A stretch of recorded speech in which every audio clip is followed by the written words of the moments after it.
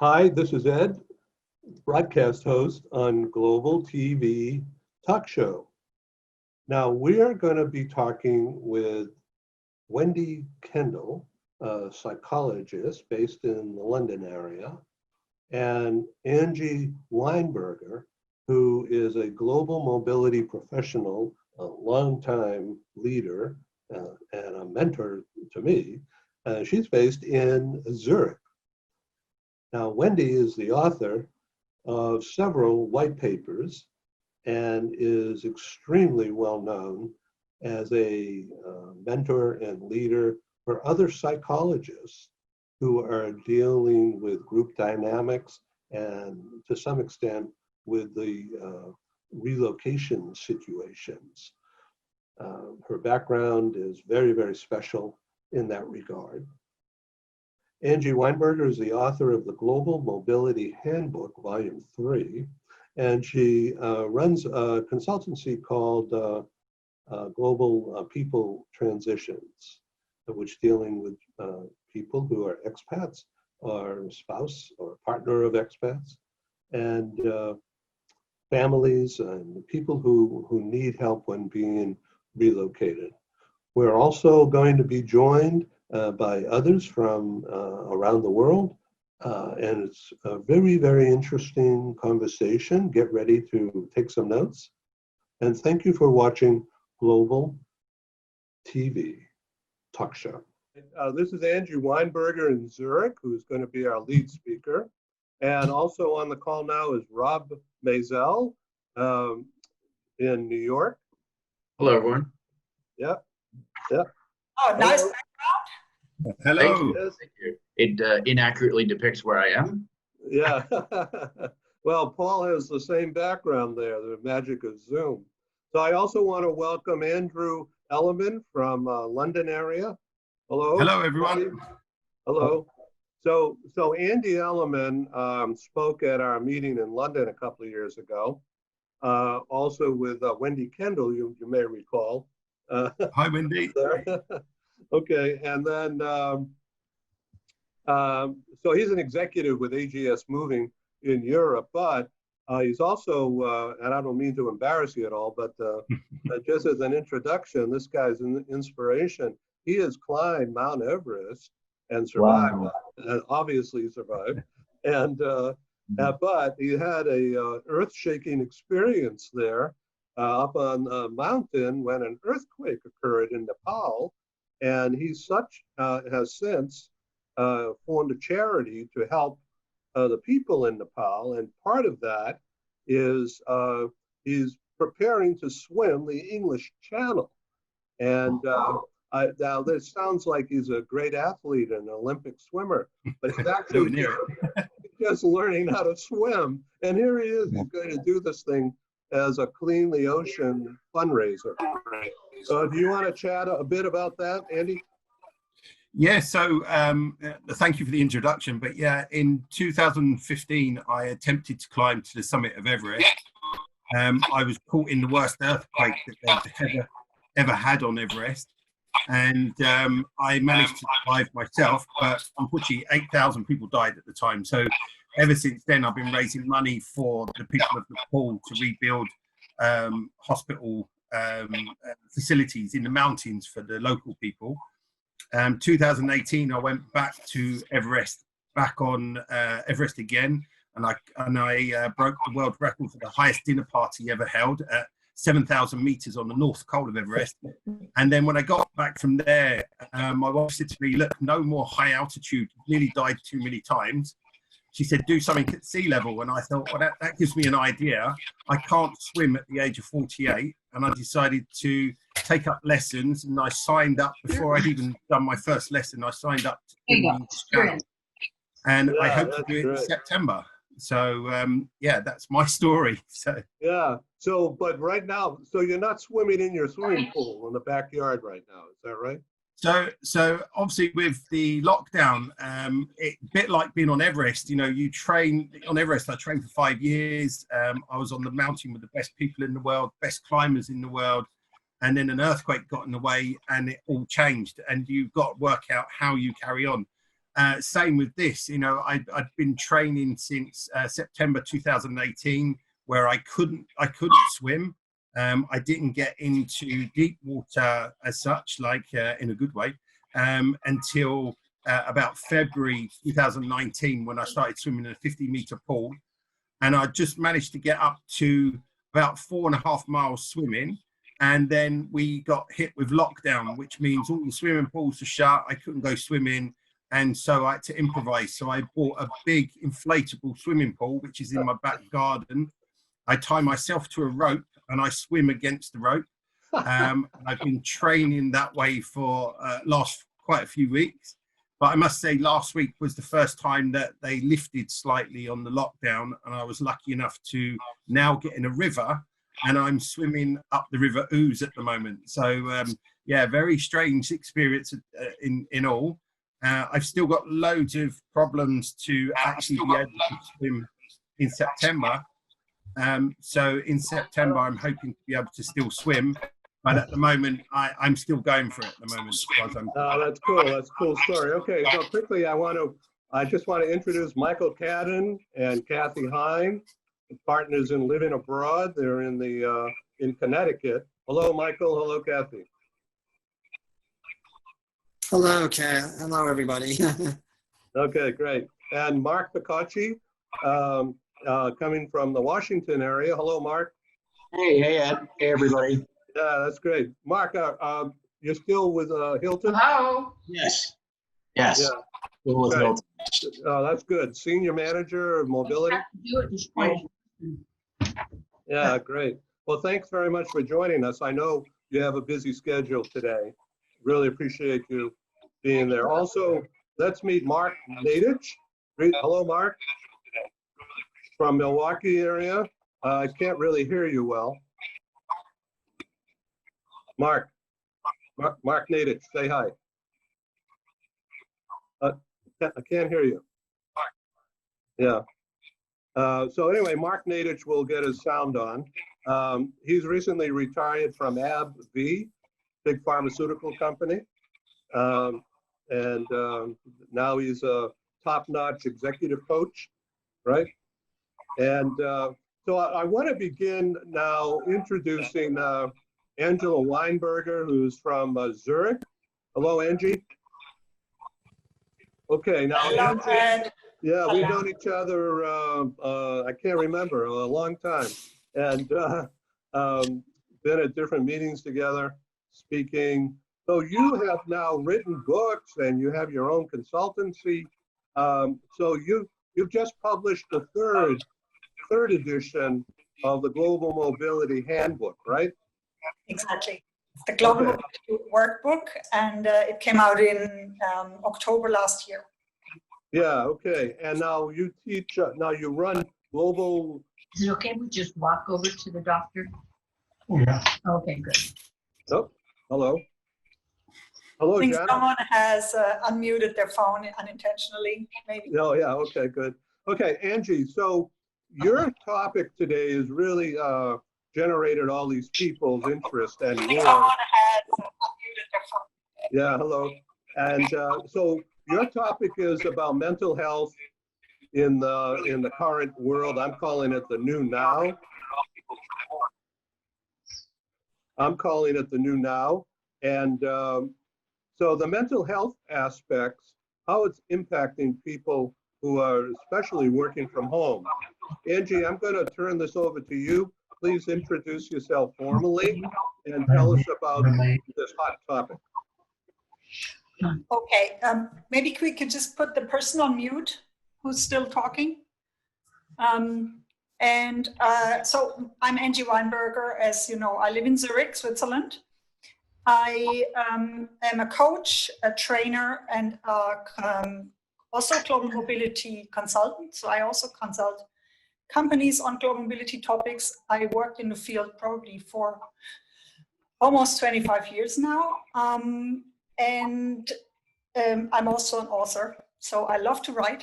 It's one of my hobbies. As you heard, I just published a book last year on the topic of global mobility. It's more for newbies. but it has also a large section on the family, the expat family and the expat spouse. And we feel this is a topic that is constantly neglected in the process. And if you are in global mobility, you probably all know how important the expat family is for the success of the whole process. So in terms of mental health crisis and how this is linked to making expat families happy, I really recently recorded a podcast.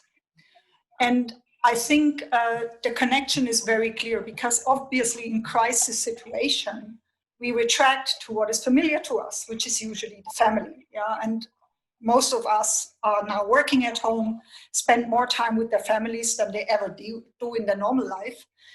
So the importance of family has become a lot more dominant, also like in our interactions with work colleagues, than we ever had in the past. Yeah? So for example, every one of you probably introduced one of their children, dogs, or a partner to the colleagues by chance because they walked through the picture. So things like that never happened a year ago, or hardly. And we consulted a lot of research on the topic of the expat spouse and the connection to assignment failure. And despite the fact that there's still a lack of data in that area, and it's often not really understood by companies why they should collect data on assignment failure, the data we received from Crown, Brookfield, and a report from NetExpat and EY, and also from the Hermit Foundation, was that still around 70% of expat failure is directly attributed to an unhappy spouse or an issue in the marriage. And so we've been talking about how we can avoid that families separate because of international assignments or during international assignments. So this triggered this whole idea of me joining you today. Yeah, well, thank you very much. Angie, I wanted to bring in Jana Masek, who's down at the bottom there. Hello, Jana. Hey, Hello. everyone. Hello, Yeah. good to see you. Yeah, Jana is based in Jacksonville, Florida, and she is a senior manager in mobility with a large energy company called APR. And I was honored to have a slot on her guest show recently. And you have your own talk show every Saturday, correct? Yes, that is right. Thank you so much, Edwin. Yeah, okay. So I also want to make sure everybody meets Mark Nadich. Mark, hello, can you hear me? Can you hear me all right? Okay, I hear you fine. So Great. Mark has been retired about a year now, a year and a half from AbbVie, was VP Talent, and has spoken at several of our meetings in the past. So Mark, what are you doing these days? Well, basically just helping people that are in need. I've kind of shifted my consulting to really helping people that have lost their jobs. So I'm doing all pro bono work, just helping people look towards new opportunities, and that's my focus. So Mark, when you were employed by AbbVie, the most recently time when you spoke at our Chicago and San Francisco meetings, your specialty was leadership development, wasn't it? Yeah, it was really focused. I had responsibility for all of the business HR leaders. I did run a couple times in my career the talent management, but it was heavily focused on leadership development. Correct. Yeah, great. Okay, so now this issue of mental health now and how it's impacting families, how it's impacting work from home situations. I mean, there's some crazy stuff going on. So you have some personal experience with all this, and as do others on the call, and everyone will get a chance to talk. And I want to be sure that we hear everybody's point of view here. So Mark, would you like to do a deep dive for a couple of minutes? Sure. I mean, I spent, as you mentioned, 30 some years working in HR roles at Abbott, AbbVie, and SC Johnson, and certainly worked with people that had enormous amounts of stress in their work and family lives. I also was personally impacted by it. My brother suffered from mental illness and diabetes and died at the age of 39 and through suicide. And he fought a tremendous battle, and the last 20 years, that's also been a focus for me, is just helping people that are struggling with mental illness and making sure that they get the support. I'm not a licensed psychologist or anything like that, but it's being able to listen and try to provide some support to them.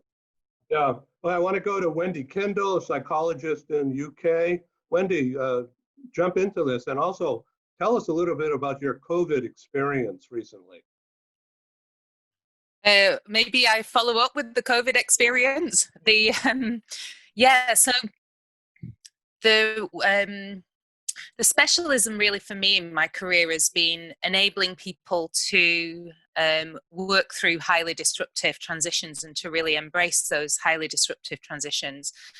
And I became really kind of bemused, I guess. I was a military psychologist for 7 years, and then we moved overseas with my husband's company, and I set up my own business.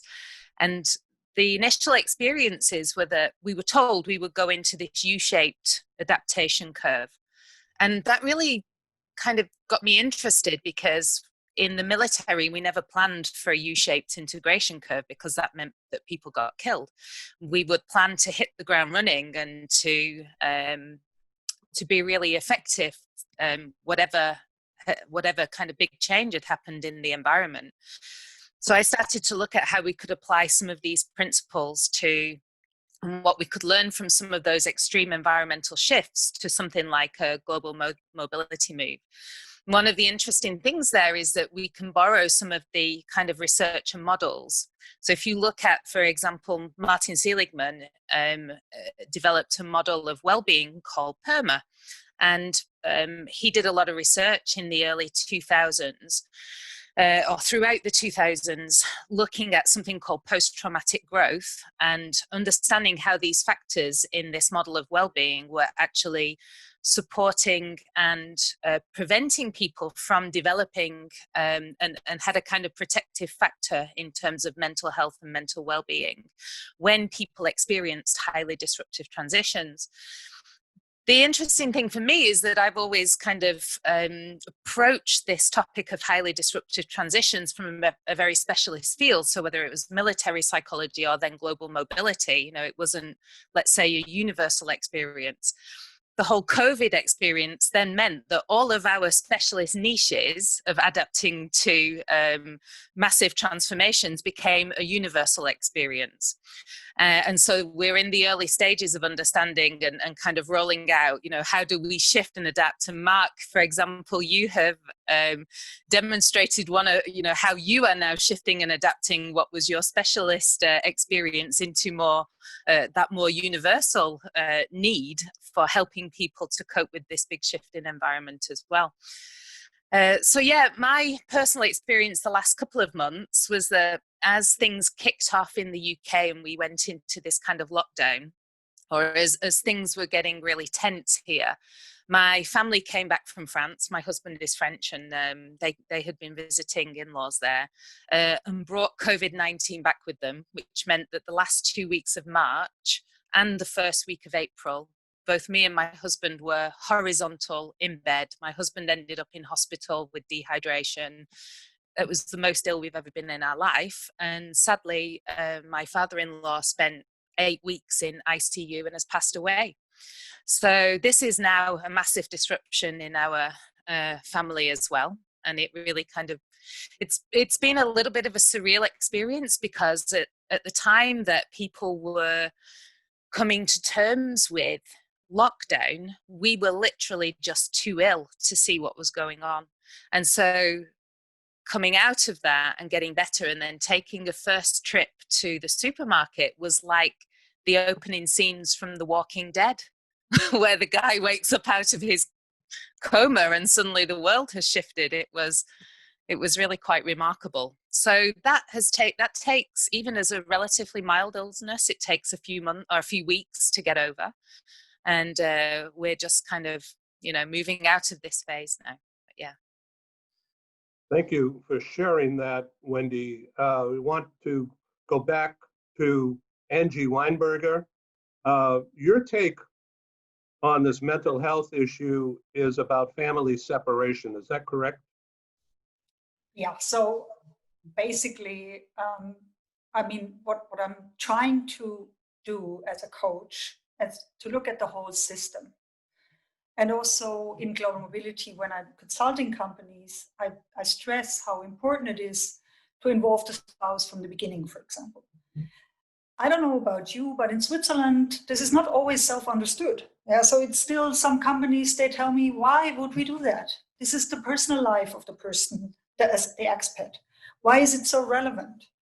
And some of them have missed that, we're not living in the 60s anymore. That there is, we have dual career couples now. We have women, female assignees. We have same-sex assignments, couples that go everywhere in the world together. And both of them have a career. It's not just one person who's a career driving force and then there's a trailing spouse, as it used to be called in the past. And I think losing your job is so important for identity. I mean, we see that right now, how so many people are struggling, not only with suddenly being forced to be at home so much, but also maybe not working anymore or having to stay at home because they work. My partner, for example, works in a restaurant. He's a cook. He can't work. He's been home for 8 weeks now. He's got fairly nothing to do. And it is really an issue if you don't have anything, like a huge chunk of your identity depends on work. So do you still like this cooking? Absolutely. And by the way, I also had COVID-19. So Wendy, I had some of your similar experiences as well. Went to the hospital. Luckily, it was the mild version, but still it is quite a disease for something that is called mild. So, I feel for everyone who has now lost family members, but also being separated from family. Like in Europe, we never had borders. Now I cannot see my family in Germany because suddenly there's a border between Germany and Switzerland. So we have issues that we've never experienced in a lifetime before. And that's why I think it is really important to discuss how we can avoid family separation. For example, can we foster virtual assignments? Can we do more project work, international business travelers? What else can we do to help expat spouses find a career in the host country? So I think these are questions we need to ask so that people stay healthy, that marriages can survive an international assignment, and that people also can keep their identity during any type of assignment. Okay, so now you're a coach and you have ongoing clients. I'm sure you have, I don't want to know secrets or anything, but I'm sure you have some experiences going on right now in your portfolio that there are several instances of people in trouble, quote unquote, in trouble. And so is this from expats or locals? I mainly work with expats. I hardly have any Swiss clients, for example. So I would say there are several streams of topics. So, one of them is the issue of being away from the parents, which for normal expats, normally, it's just something expats are used to. But now if things happen at home, if the parents aren't well, or even if the parents need support, what can I do from home, from here, from my host country? That's a topic or recurring theme. There's a lot of stress. Yeah, around that, and it's not so easy to organize home leave right now because there are not many possibilities to travel. So in case a parent is in the hospital or dies, some expats can't even get to the funeral. Yeah. Another topic, I think the level of anxiety has risen. So some expats who might have already had a disposition for depression or anxiety will now feel it a lot stronger. Yeah. So I think there's also a need for companies to address this topic. Yeah. So I want to bring in Mary Lou Ponzi, Kay, from now in Florida, Jacksonville, right? Oh, I can't hear you. Turn on your sound.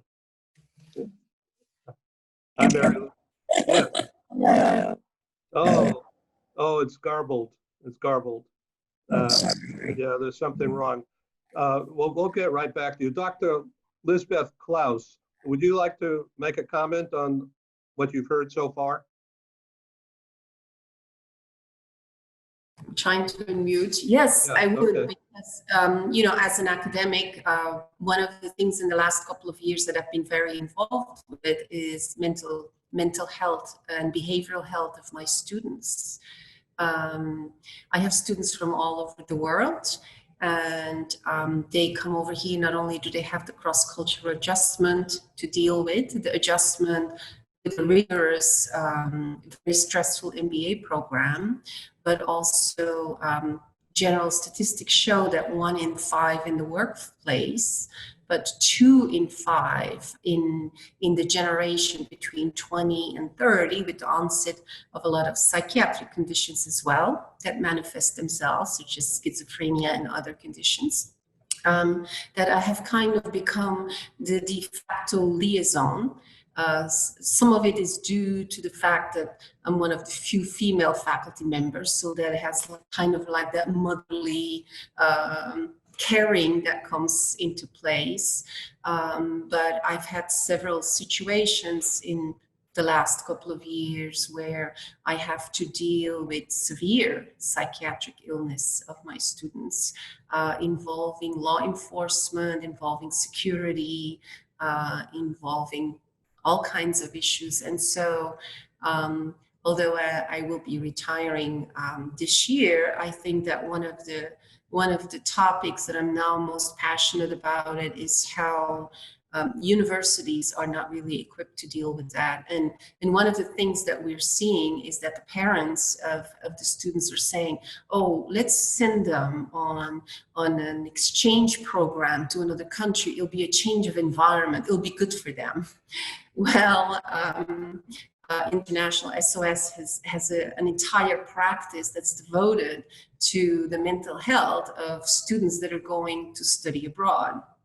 Because not only do you deal with the cross-cultural U-shape of adjustment, they are in a different environment, they may not be on their medication regimen, they may not be able to don't know the language, and so it's quite a big problem. So I'm not as interested actually in the problem in the university level, but that has geared me to look at how poorly or how ill-equipped the HR profession is to deal with mental health episodes or behavioral health episodes in the workplace. An episode usually may take 6 to 9 months to resolve. We don't have a safety net in the United States. Especially, I'm interested among mental illness among professional young women. Doctors, veterinarians, professionals, IT workers who eventually here lose their job, lose their housing, and there's a big link between homelessness and professional people losing their job and losing their home and having student loans and then so it's such a big societal problem. If there's one more book in me, which would be my 9th one, it really would be how HR can better support through safety nets and support systems the person. And many of these brilliant people just need time, a year or two, and will be fully good members of contributing members of society, and but this transition period just completely seems to cut them off. So I've at this point for the last 2 or 3 years just been doing informal interviews with HR people who have dealt with professional people who suffered a mental illness, and just trying to collect data. It's very, very hard to do really good research on that. Fortunately, Professor Robert Quigley, who is a psychiatrist and who's interested in mental health of traveling students at International SOS, we've collaborated on doing research on that particular topic. But so if any one of you, it has to start with qualitative anecdotal illness. We know that the morbidity data are there, and they're alarming how it's rising every year in the last 10 years. We're not saying that it's necessarily due to greater prevalence. It's just that we measure it differently today. And so sorting all that out evidence-based wise. But I'm really interested in the human aspect, the role of how HR, who is really unaware. And what we're seeing is that most of the literature is coming from people who have either had somebody they knew who had an episode and went through it, whether it's a child, a brother, an uncle, a sister, whatever, and who then have started to say, we went through this, we don't want other people to go through this. So my take here is can I make HR people more aware, not just of the illness, but also of what to do, because our social systems, at least, or the stigma associated with it, does not allow good intervention at a corporate level. And I'm trying to prove statistically that if we can invest in those people, like we invest in training, invest in their getting over the bridge, building a bridge for them to get through their 6 to 12 to 15 months.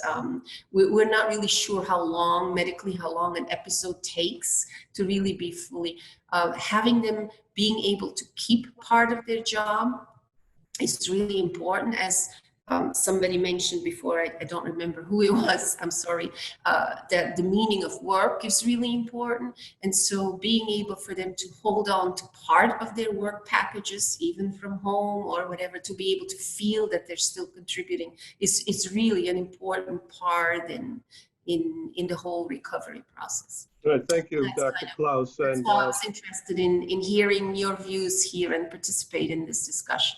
Yeah, so I want to go to Mark Nadich.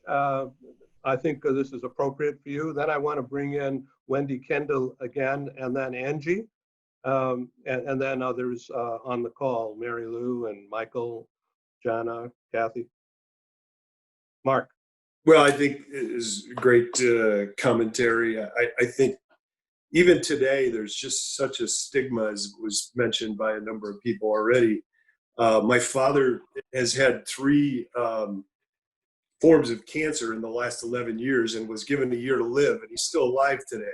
My brother, on the other hand, had mental illness for 25 years, and people did not want to talk about it. And I think even today, as I talk to a number of people that I work with, they're really, really struggling with kind of the purpose and their purpose, and how do they connect, and just the pressures of trying to manage work at home if they're working still, or if they're not working, looking at new employment opportunities. And so I think the stress that people are under today is phenomenal. I mean, it's just so high. And I agree that, you know, we need to continue to tell stories, but also help people in HR and employee assistance programs, and just to be able to understand how we can support our employees in a better way. Okay, Wendy, Kendall.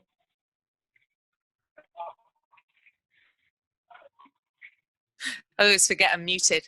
I don't know where to start with this. There's so much to kind of comment on that people have raised there. I'm very struck by, I don't know if you've ever heard of a guy called Carl Rogers, who's known as the father of counseling psychology, and he was working in the 1950s, and he said, there is no reason why work cannot be a therapeutic environment. And it was a real kind of philosophy that underpinned a lot of my thinking anyway about, you know, why does work have to be this way, that it's something that where we seem to just entirely somehow partition off our well-being as human beings in that environment.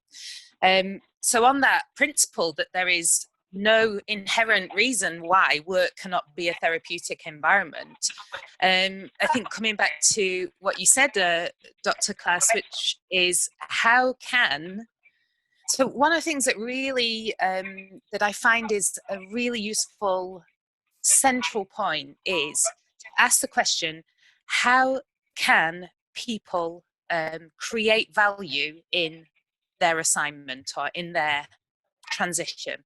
And when we come down to this thing of what is creating value for this person, for this company, for the family, and for the business, and we can get alignment in that systemic approach, then we start to get these pieces of the jigsaw puzzle of how do we support people and organizations to grow together through global transitions. And really coming back to your point of, you know, is there a meaningful part of their job that a person could retain should they end up falling down this kind of, this kind of rabbit hole with regards to their mental health? Something that organizations can do before they go to, people go into an international transition is to help people understand what are their kind of, what are their areas where they need to be building themselves up before an international transition. So just as Andy would not just directly jump into the channel, and he would train and he would strengthen himself, and he would do the same for his Mount Everest expeditions. So when we're doing an international transition, before we do that, actually, we should be looking at, you know, myself personally, do I have a history of adverse childhood events? Do I have a history of this? Do I need to work on developing my resilience? Do I, you know, we can identify, for example, and one of the things that struck me, you know, I've done psychometric assessments for about 3,500 global talents. And I would say, straw poll, about 1,000 of them, about a third, would have identifiable challenges in the area of resilience. So if we know that just from people who are, let's say, senior managers and executives already, that a rough third of them are themselves coping with resilience challenges, really in an organization, we could be doing more about that. And that is inevitably strengthening people before they even go through the additional highly disruptive transition. Yeah, Angie, Weinberger. Yeah, thanks for saying that, Wendy, because so many things you said just totally touched my heart. I wanted to say one thing about what Dr. Klaus mentioned about what HR can do. And I feel, unfortunately, and I have to be very critical, even though I'm an HR person, I don't feel HR is equipped to actually help in these matters. So I remember in my early career, we had a training for a select group of HR business partners on emergency support for employees. And it was not to replace the usual emergency support program, but just to be a first responder. So basically what you have been doing in the university, to have a first contact someone can talk to. So luckily I was a part of this program, and it was conducted by medical professionals. It was really, really helpful to help people, for example, with debt issues, suicidal health issues, etc., in a first responder sort of capacity. But I don't think a lot of HR colleagues have this kind of sensitivity. Also, their role has changed. Most of what HR does nowadays is very technical, very big data driven. And I'm personally on a mission to bring the human touch back into global mobility. Yeah, but I think this is a very narrow area of HR. And I don't think we have, I don't have the time to also do it for HR. Yeah, I feel like working on the part where we bring the human touch to global mobility is already enough work. So where can we help global mobility managers see, for example, how important it is that we have a good selection process? Last year, I sent somebody on an assignment myself. I'm a total failure when it comes to this kind of work. Yeah, I sent someone an assignment. It turns out she has anxiety issues. We didn't recognize it. Nobody knew about it at work. 2 weeks later, she returns from her assignment. We finally start talking about this. I wish she had talked to me about it before. Yeah.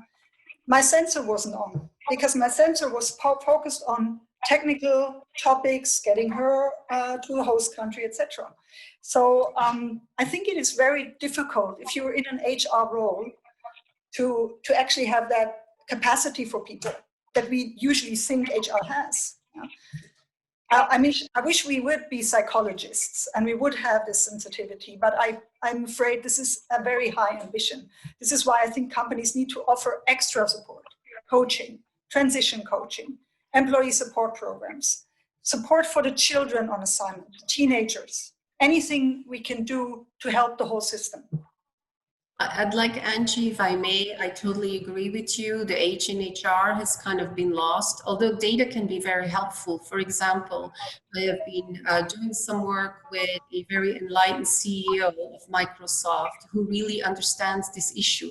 And he understands this issue from the H in HR issue, but he also understands it from a data. We've been able to show that when he invests $1 in the mental health of his workers, that he gets $10 back. And he understands that because, you know, he wants this environment, this diverse environment, an inclusive, authentic environment for people with all kinds of whatever they bring to the table.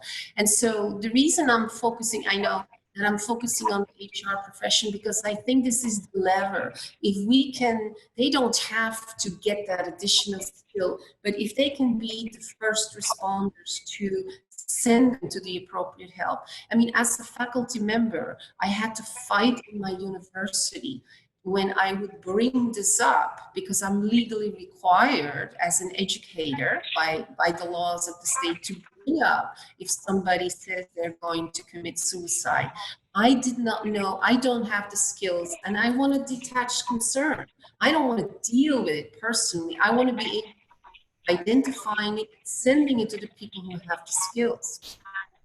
And I want to do training for other faculty members, but you know, this doesn't, nobody seems to be interested. And now with COVID-19, they're really too busy to do other things of re-entry. So this is falling through the cracks again. I also want to mention that I've dealt with some vulnerable occupations. I mean, now COVID-19, we see that the healthcare providers, you know, have grown, but there are many people that are working minimum wage, supporting NGO clients that are working with children, Boys and Girls Club, for example. These are minimum wage people that are very dedicated to what they're doing, but they really see a population that they get very, very depressed because they see that they don't really can help the system. Right? The system is such that they can. So there's so many areas in which we can work. You work, Angie, in the global mobility. I want to work in raising, I think, awareness of HR practitioners as a conduit to better services. And I know this is going to take a decade, and I'm willing, since I'm about to retire, to spend my energy in doing that because I really believe that we are all somewhere on the spectrum. We're all vulnerable. Right? We're not better than anybody else. It can happen to any one of us. So I want to now ask Mark Nadich to comment briefly, and then I want to go around the table and get everybody to talk who hasn't already. Mark, please comment on the H and HR. Well, I think we have to be able to create an environment where people have trust. And I think it is, you know, building that first step where people can say, hey, I may need some help. And you're right. We may need to be first responders. I agree 100%. We have to have some more capability and training, but we're not the experts, but we can be on the front line to be able to help support that. I know that, in my consulting arena, right now, I mean, when you ask someone the question, how are you doing? That you have to go deeper than that, right? And be able to get underneath the real issues that are there. And it's just amazing when you listen and say, tell me, no, really, and what else? And what else? And it's amazing how much information people want to share. And then you can actually help them to, get to the right step. So I'd love to work with the doctor and others to kind of just see how we might be able to make an impact on this, because I used to run global mobility back in the day as well. And I saw so many tragedies because people weren't ready. So I want to bring in Mary Lou. Say hi, please, and tell us about what you're doing these days in Tampa. Sure. Oh, I'm sorry, but we can't hear you well. There's something wrong with the voice. I'm going to try to put my phone. No, it's garbled. I'm sorry. Better? No, it's not coming through. It's garbled. There's something in your mic, and I cannot assist you. Let's go to Rob Maisel. Say hi. Hello, everyone. Yeah. Thanks, Ed. I wanted to comment on the discussion here, and particularly what Angie was saying about the H and HR. I totally agree, and I think that nowadays organizations somehow are forgetting the actual human element in so many aspects of HR and the mobility process, and companies are forgetting that the biggest asset is indeed their people. So it doesn't really matter, in my opinion, what company you are, how big you are. You're never too big to fail, because if you don't recognize that your people are the most important asset that you have, I think failure could be inevitable. And the challenge here is that there's only so much time in the workday, right? So one might suggest, well, let's just, we have to pay more attention to our people. Let's just work longer hours. And I don't think that's the effective solution, because I think what we find is that by working extraordinarily long hours, that contributes to mental illness a lot of times. It's ineffective, and it cuts into other time, family time, things that people do. Also, there's a point in which individuals become ineffective after a certain amount of hours in a day.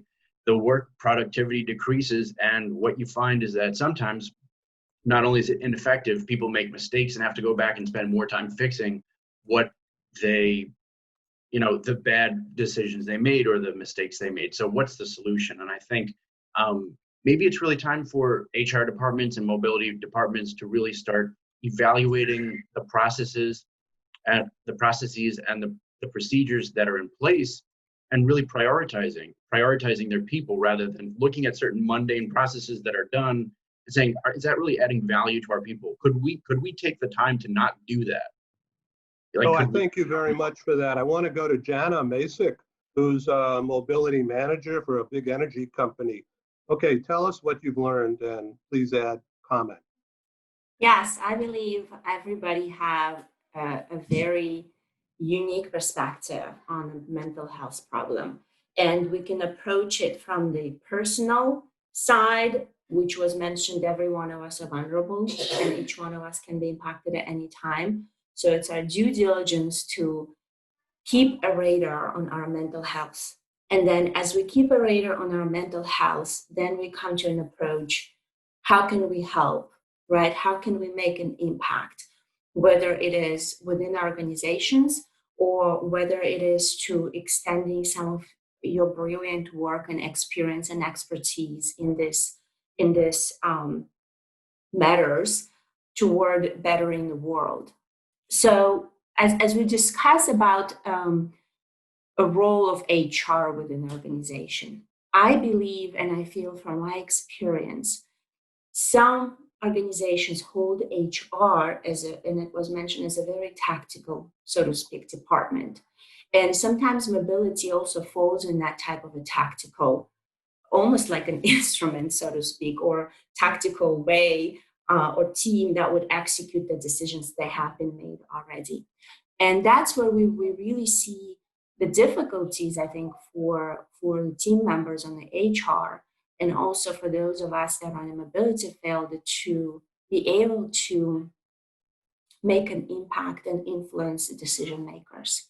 So I believe whether the data is driven or the people is driven, and what the organization values the most is going to depend on the vision of the executive team.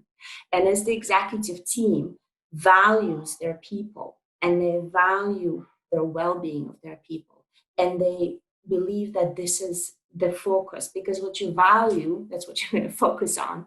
Like I know one of you mentioned, in Microsoft, the visionary, the leaders, they see that it is a value to invest in their people's well-being. So as the organization leaderships have this value in their vision and executing how the organization works, then that will come down to all of the aspects of managing, whether it is employee relationship or whether it is a relocation process. I believe we all can definitely make an impact by bringing our voices, by bringing our experiences, by sharing our stories with each other and with others in the world. We definitely can make impact and bring more awareness on this real issue that each one of us face with mental health right now. So let me ask you a couple of questions, if I may, about Yes. the ROI, return on investment. I want to bring in Kathy Hine and Michael Cadden on this also. But in your experience most recently, do you have a lot of noise? Do you have a personal experience having direct contact with the spouse and family?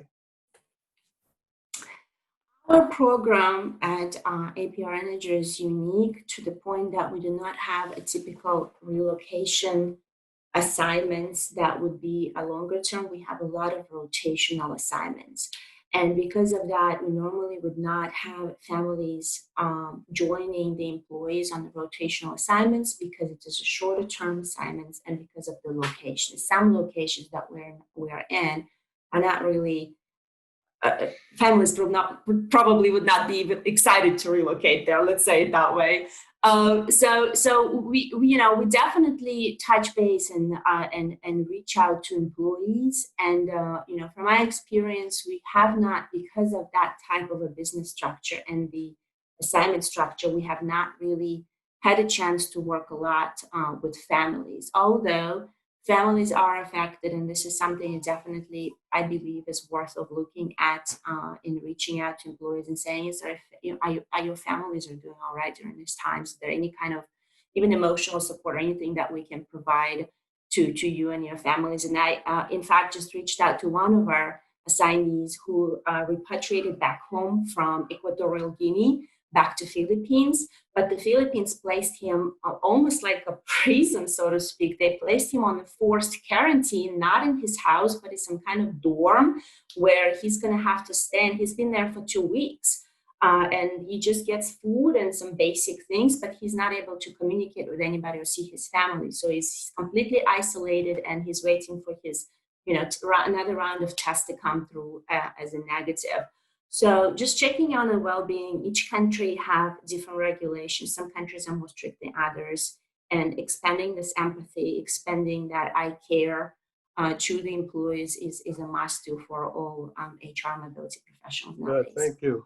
So I want to bring in Kathy Hine and Michael Cadden. Hello, Michael. Hello, Kathy. Michael, so give me a quickie about ROI on what you've heard here. Well, thank you, Ed. Yeah, back in January and February, we developed a return on investment tool for companies that were trying to get an assessment on how effective an assignment might be. obviously, once we hit March, in the middle of March, with the COVID-19, everything kind of stopped. I mean,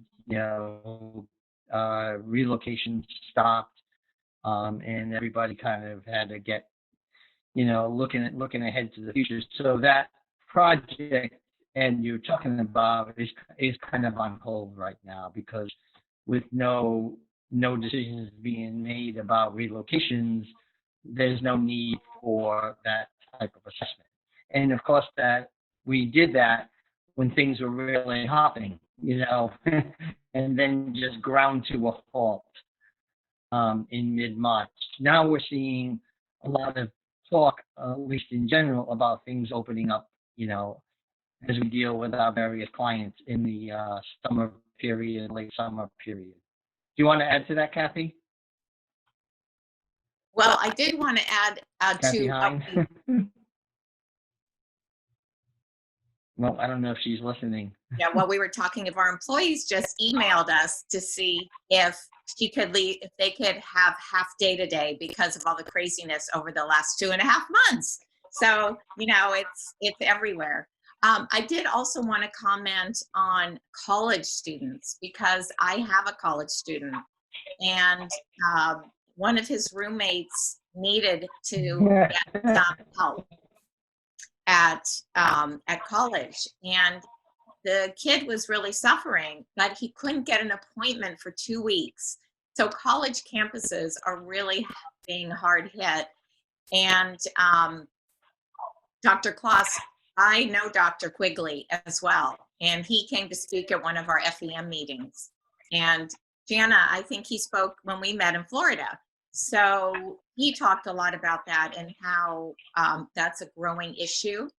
And one other thing that I wanted to add is that I read a study recently that said the anxiety levels of people in the United States were at an all-time high. I think the study was done in 2017-18. So it's really a problem, not just for assignees, but for, I don't know about that statistic in Europe, but certainly in the United States. Yeah, okay. So Mary Lou, can you hear me okay now? Oh. Can you hear me? Oh, yes, now it's perfect. Okay. I had to put my mic on. Yeah, welcome to the show. Thank you. So I know Mary Lou for a number of years. She has spoken at several of our Miami meetings. Thank you again for doing that. What do you think of all that we're talking about here? So it's so pertinent. I've been on both sides, and then I've been internal in the HR function handling mobility. And now I am do work for a service provider that assists families relocating internationally. And so what I'm seeing right now is that there is a focus on managing your remote teams and the stress that they're up against, and how to build resilience in those teams and address all of those issues that are not work related. Then I have expats who have been relocated here with the spouse, but perhaps the spouse now is going to be repatriated due to the downturn in business. That's a real factor. So here they just recently got to the US, or they've been here 6 months, and they might have to go back right away. Or they're dealing with trying to find a job. So now you might have what they call the trailing spouse who's looking for a job but can't find one in this time. And they're schooling their children at home. They're working at home while their spouse is working at home. So there's a lot going on with these folks. And I'm not sure that any HR department can kind of put attention on all these things. I think that's why you have these relocation services companies who do keep track of that family in relocation, whether it's providing cultural integration. I've done that too with both spouses, or helping the executive ongoing, dealing with their situation. I have a gentleman now who's from India, who's never lived in the US. in a very senior position in Jacksonville, and his family didn't want to come with him because of all this going on. So he has to be far away from them. And although he speaks English, he's having issues just with the difference between the, say, British or Indian English and American English. And so I had to kind of come up with a glossary for him. Those are the kinds of things that we can do through these services to make it a little easier for that person to adapt. So I think you're a first responder. I guess so. So I've got a thing from just this morning. I got a message from Deloitte, from an executive at Deloitte. And he couldn't come on the show, but he gave me a quote, okay? It says, resilience, I'm reading this, resilience is not a destination, it is a way of being. A resilient organization is not one that is simply able to return to where it left off before the crisis. Rather, the truly resilient organization is one that has transformed, having built the attitudes, beliefs, and agility and structures into the new DNA that will enable it to not just recover to where it was, but catapult forward fast. You want to talk about that resilient idea? How do you do that in times of stress? Are you addressing me yet, or? Yeah, well, I don't have any answers. Do you? Well, I think that, and I want to say that I was just at a seminar where they talked about resilience. This is definitely, it's almost something that is within us, that is a part of our own life force to survive and I guess get back up after a setback. And there are ways that a leader can encourage that resilience in the team. And I think this is going to be a focus point going forward of whether training or interacting with people, because it will give them the ability to come back or to meet these setbacks. And I think the whole mental illness section is when folks do get so overwhelmed by what's going on. I mean, there's bad news every day. And besides turning off the TV or what have you, what can we do to say, okay, I know that's going on out there, but I'm going to go forward with my little plan and my little world and disinfect my groceries and wear a mask and do the social distancing and just try to keep moving on with my own path.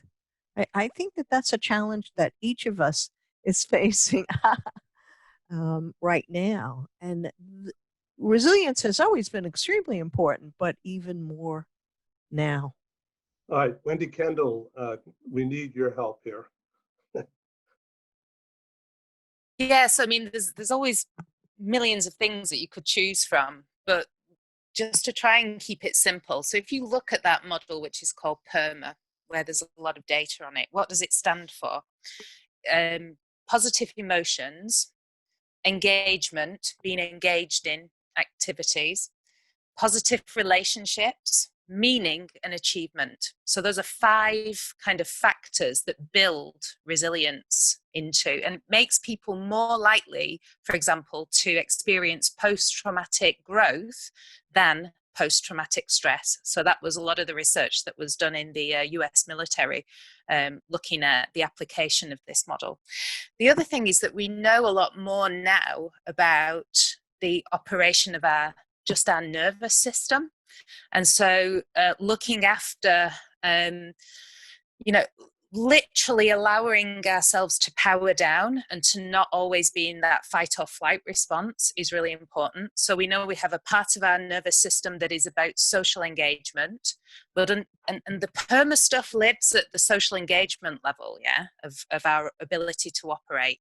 But there's a couple of layers underneath that. And if we are not looking after those layers that are underneath it by using things like mindfulness, by if we can get out in nature, by exercise that is not pro-inflammatory and stressful. So whatever that might be, stretching, moving our bodies, etc., whether it be, there's all sorts of things that you can tap into. But just the understanding that your nervous system needs some time off to recover as well is really important, because, I know, and I gave myself post-viral fatigue for 2.5 years, several years ago. And that was because I thought de-stressing meant running marathons and things. And in my head, I was very unstressed. But in my body, my nervous system was at complete breakdown. So we have to look after that as well. Yeah. Yeah. Angie Weinberger, do a summary of your book and your topic today and where you think this conversation could go. Yeah, so first of all, I'm very grateful for this great group here. Gives me hope that we can bring back the human touch into at least the global mobility world, maybe even HR. Yeah, so I'm hoping that we can be first responders in where we are, where we influence. And that's honestly my coping strategy. I started gardening in the backyard. And the other thing that I just decided, I can influence what I can influence. So what I can influence are my clients. So I can continue to work one-to-one every day with clients and help them through this. And I think that's the message that I just want to give everybody. We can all help in various ways. But it's really important to remember to just show up, basically, to just do it. Yeah. Even if you're not feeling as great as you normally do, even if you just recovered from COVID-19 yourself, show up, be there for others. Yeah. And then I think, yes, there are technical things that we can do. We can help with immigration. We can help through all these technical challenges that people face. But the most important thing is that we just listen to the needs people have. So now I want to bring in Sarah Simonetti from Interconnex. You're in Connecticut. So interesting talk today, different from the talk the other day. With Dave. Yes. Yeah. So so tell us your take on today, please. So I'm glad that a few of the other guests have, expressed things that I was holding on to. So I'm thankful for what everybody has shared. I think if you take just a step back, you can see with regard to how HR can support their employees and their transferees is the same way that you support them in a 401k. You want them to be financially stable and financially well off, and the same way you support them with a health program or health benefits is the same way that you can support them in their mental and emotional well-being by providing them tools, providing them guidance. It's true that they may not be trained to deal with the sort of direct, one-to-one scenario of an employee, but they can absolutely be guiding people to the right direction and providing the framework and providing the tools. For myself, as you mentioned, Wendy, that awareness, the mindfulness, the knowing your body, trusting your body, learning to, listen to what your body is telling you. So helping people to be trained in that, because at some point along the way, they may have been sort of disconnected from their own, nervous system in a way. So teaching people how to read their body and their body responses, teaching them some, meditation practices that you can do anywhere, anytime. So the little things that will help people on a day-to-day basis to help reduce stress, reduce anxiety, because those things definitely ripple out to the, colleague next to you, to your wife, to your, to your spouse, to your kids. So, affording people those tools and that same framework and removing the stigma of, mental health or mental wellness, and equating it with the physical health and the physical wellness that everybody else is, so accepting of in a way. So that's to try to keep it short. Oh, it's cool. And so what you didn't say is that you're into Taekwondo as a methodology. Yes. yeah, that was the vehicle. That's the way that I have chosen.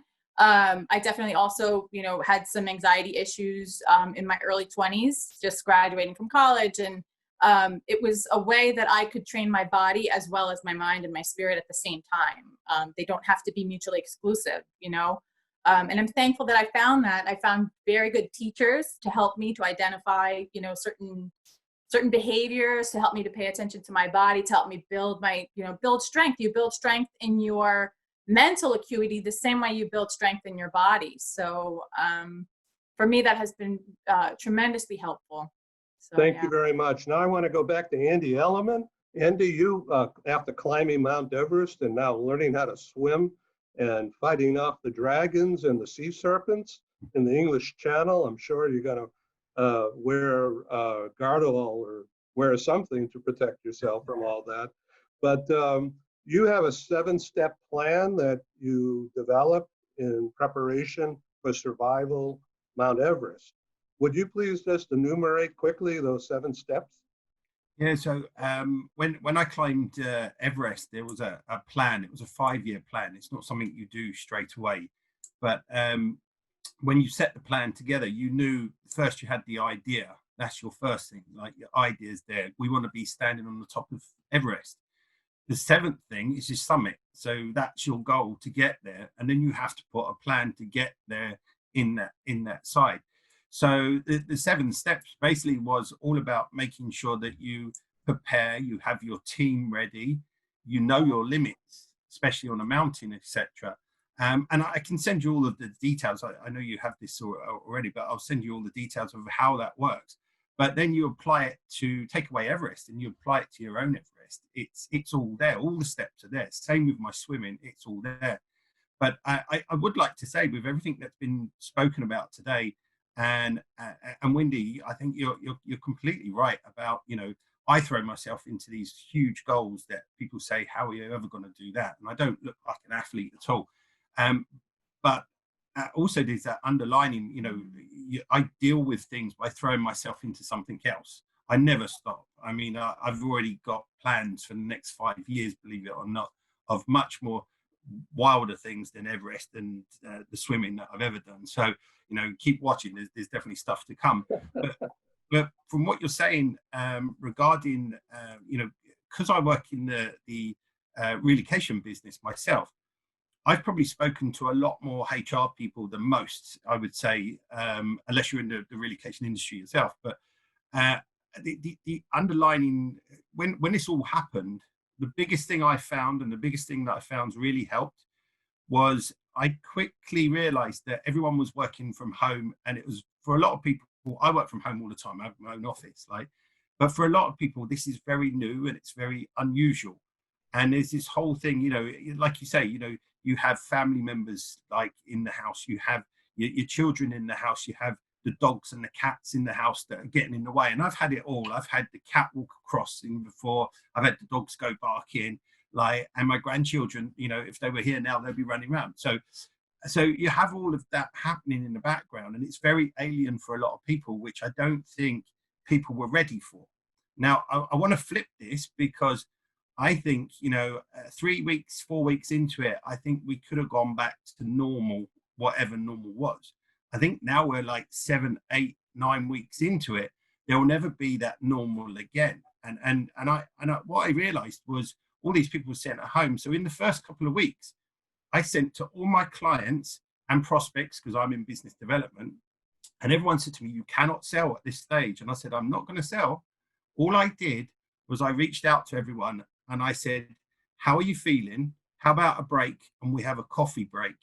And what happened, I scheduled 15-minute meetings with all these different people that ended up to be an hour, and they just told me what they were happening. And the stories that came out from the HR teams, what they were facing with their people overseas. I had more than one said to me, we had someone, there was one case where they were in the UK, they sent someone to Italy, they were self-isolating in Italy. They then said to them, look, it looks like we're going to be able to get you back to work. And they said, oh, I'm not in Italy anymore. When it all took off, I got on a plane and went home, and I've been back in Glasgow for the last 4 or 5 weeks. And they said, okay, but now the borders are shut. We can't get you back because the borders are shut, but your job is free and we've got an apartment there that we're paying for you. So all of these things are things that people have not thought about. And also, I think there's a big flip to this is when we get back to, and I won't say normality because it will never be the same again. For me, like I really, it's horrible to hear the stories of what's happened to people, and I really, my heart goes out to all of you that have either had it or lost people, and I've lost someone as well. My uncle last week passed away from the same thing.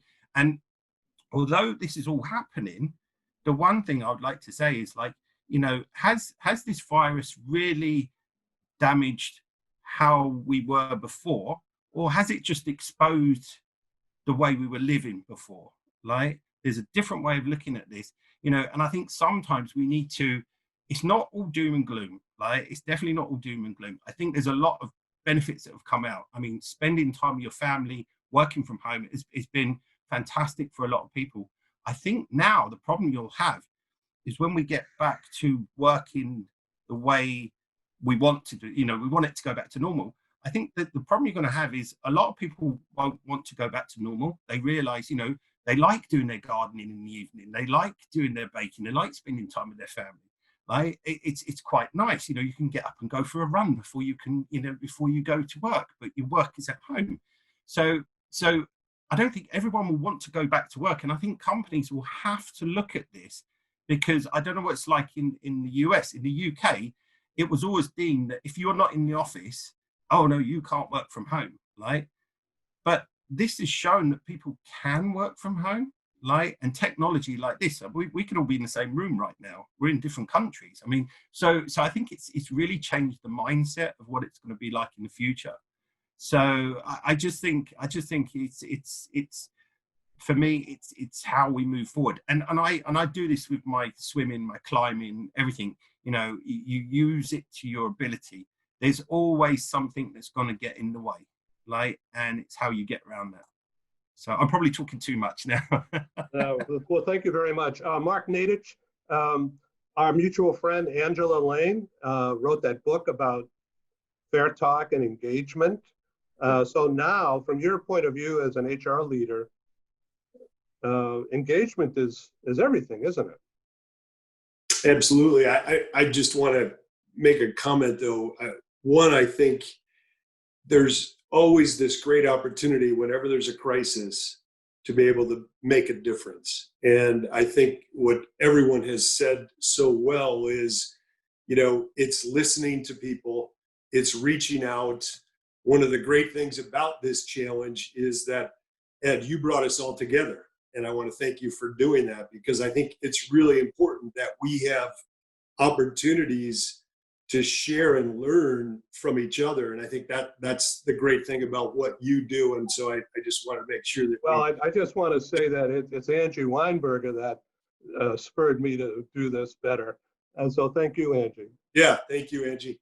But I think this is a great opportunity for us to say, what can we learn? And I found in this moment that the most important thing is when you serve other people, that's the greatest gift that you can have. And so while everyone has their challenge and the crisis that they're dealing with, what I've found, and I think it was said nicely by others, is I've just scheduled my day, and there's a time during the day where I'm on the calendar where I'm reaching out to 4 or 5 people, and just to say hello and to say, is there anything I can do? How are you doing?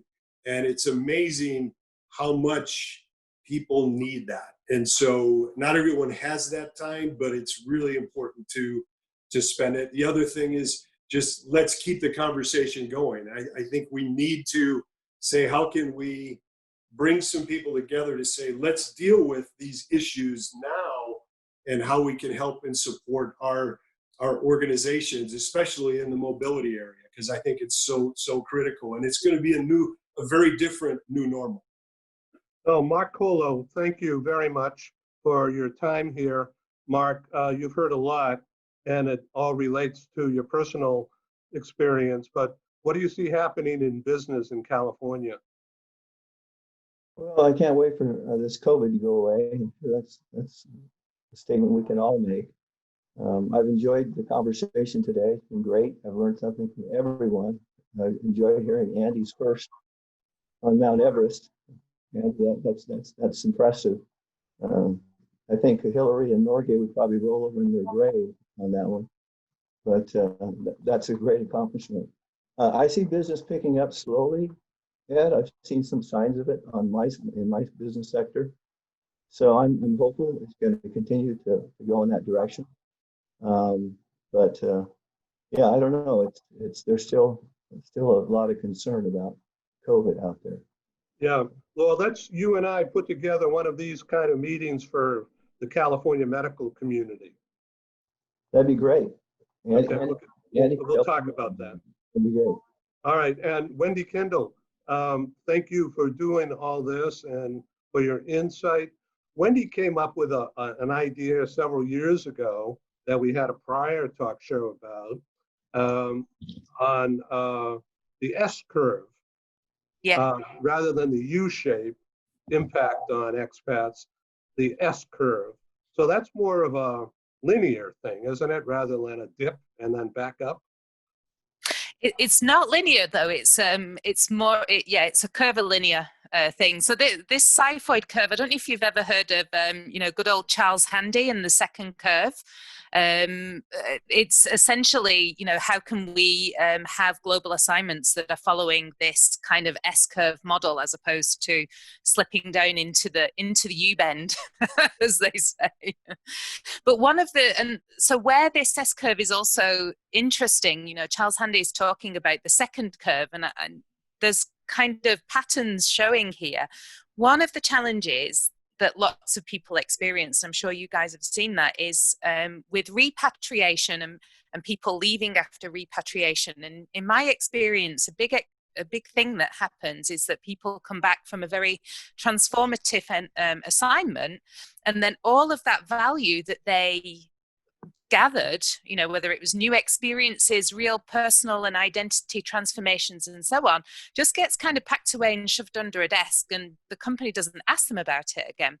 And that creates some kind of disconnect, which can end up with them leaving. But I was just talking with a client recently who is managing a APAC region, and she was describing some of the things they'd had to do across Asia Pacific, and some of the kind of real kind of innovative solutions they'd had to come up with.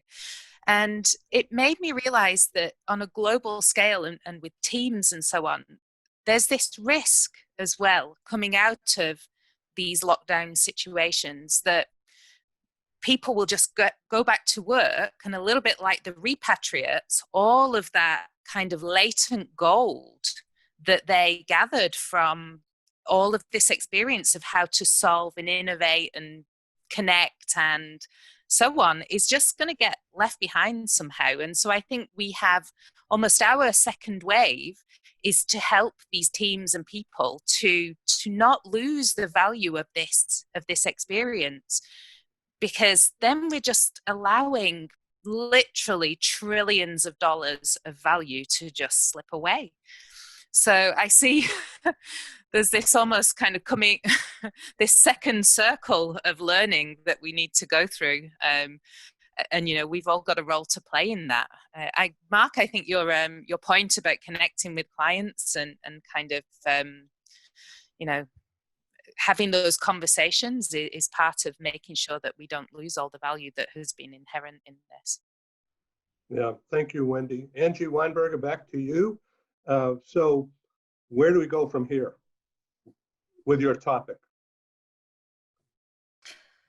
Well, I think I will continue to raise awareness for the family, the expat family, mental health, expat health issues in general.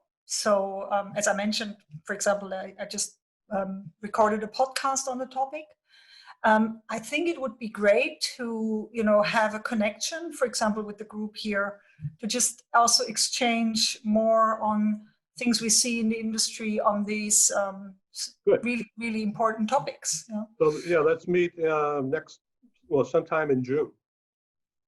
For example, Yeah, and that's if you want to invite others to come, it's perfectly okay. Complimentary registration. I will be looking for sponsors, of course, but because I have no other revenue. So I have to do that. Anyway, I really thank you all for doing this kind of thing and sharing. This broadcast is now over in a couple of minutes. It's been live. It's also being recorded.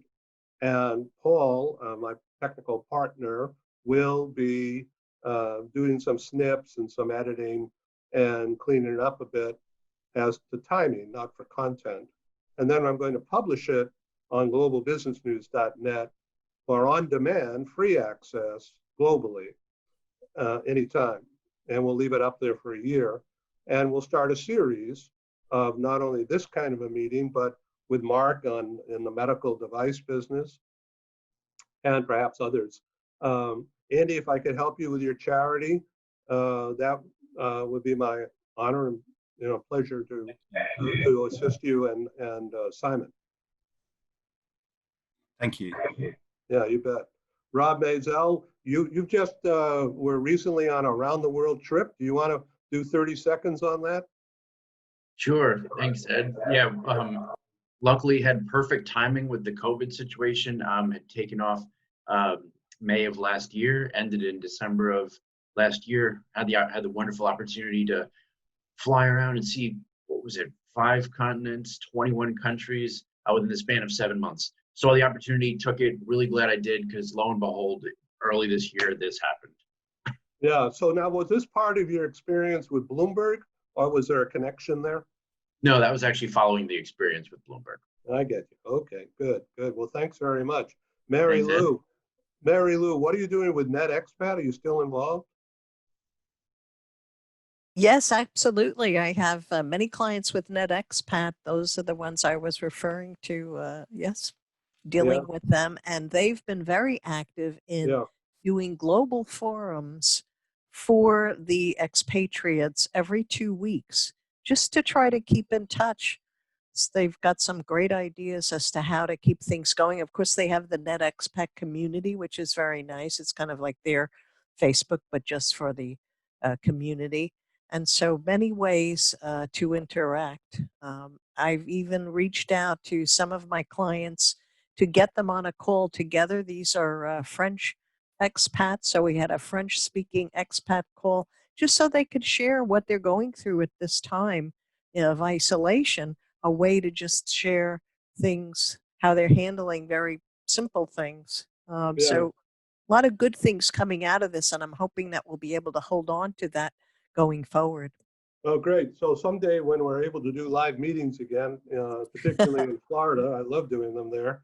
I'll want you to do a meeting. Maybe we'll do it in Tampa this time instead of. Ooh, would love it.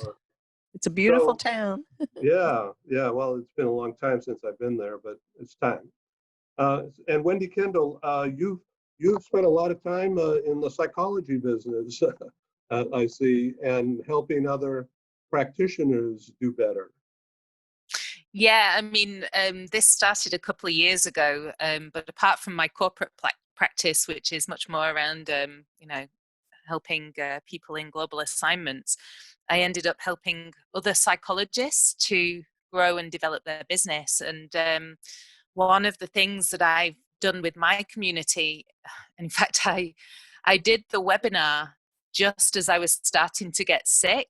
And then I was like, okay, we're going to do the follow-up course for this webinar. And I just had to keep delaying it. I was like, I'm sure I'll be well by the end of the week. No, I wasn't.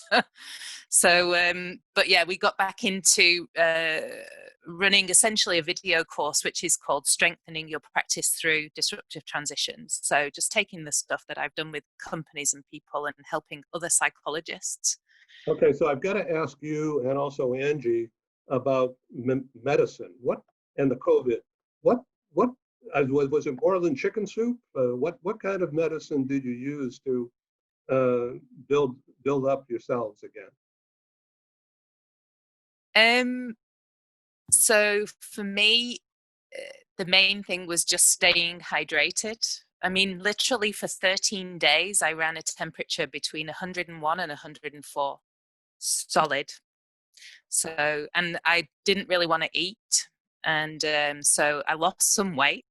I ate loads of chocolate afterwards, so I put it back on again. but yeah, for me anyway, I mean, it's miserable and it's not like flu. So afterwards, based on my experience when I got sick in 2013, and that was just a flu for kind of 4 or 5 days, but then 2.5 years of post-viral fatigue. So what I really learned was to essentially take it slower than you think you need to. My old running coach told me that, you know, when you're trying to run a marathon or in the mountains, then go as slow as you need to do. You know, always start your race slower than you think you have to, because you're just conserving your energy. And it's the same principle, I think, for me anyway, recovering from COVID-19. Yeah. Yeah. Thank you. Angie, what was your secret sauce? So I don't really take a lot of medicine. I also didn't have fever. So that's why for 3 weeks, nobody believed that I was actually having COVID-19. I drank a lot of water, especially in the hospital. I think there was one night when I thought I had about 7 liters of water. It was crazy. Like, I never drank so much water in my life.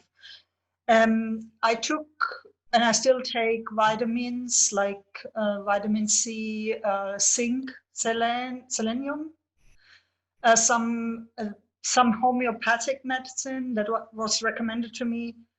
But other than that, maybe 1 or 2 Panadols. So like there wasn't really anything you could do about it other than just take it as, you know, as you go through the various stages of symptoms. And the symptoms were completely different. So there was a time when I felt more like lying down. There was a time when I didn't have any, I couldn't get any sleep. I was just like always awake, very creative, thinking a lot of things that I could do in my business. So it was good for my business because I had a lot of ideas. And then afterwards, I was quite tired. And this is the first week, I think I've been going back to walking about, let's say, 4 kilometers a day. And that's a lot now, which, you know, it seems like nothing, but it's for me now a lot. Yeah. Andy, are you in some kind of diet, some kind of food regimen to keep your energy up? Well, it's funny now. I've got back into the rivers. My diet is like it's a typical normal diet that you'd have, but I have to eat more because I burn more calories. So before I went on lockdown, I was swimming for say 3 hours and burning 4,000 calories in 3 hours just from my swimming. So I'm probably one of the odd ones in this whole situation where I'll have to eat more, which I have no problem with, but it has to be the right stuff that I eat as such. So do you eat fish? You swim with the fish, but yeah, I love fish as it goes. Haven't got used to catching them in the river at the moment while I'm swimming, but. Well, thank you all. This has been wonderful for me, and it's been really cool. Thank you, Mark Nadich, Mark Colo, Wendy, Sarah Simonetti, Andy Ellerman, Rob Mazel, my new friend. Thank you very much, and Mary Lou, my old friend, and Angie, mentor. Thank you. Well, that was, in my opinion, a good show because the people were natural, because they each had some really important things to say about the world we are living in today and the issues. We've heard about personal tragedy connected with COVID. We've also learned about some opportunities for growth and development. You know, company culture today is, I wouldn't call it under attack, but it's certainly under the microscope.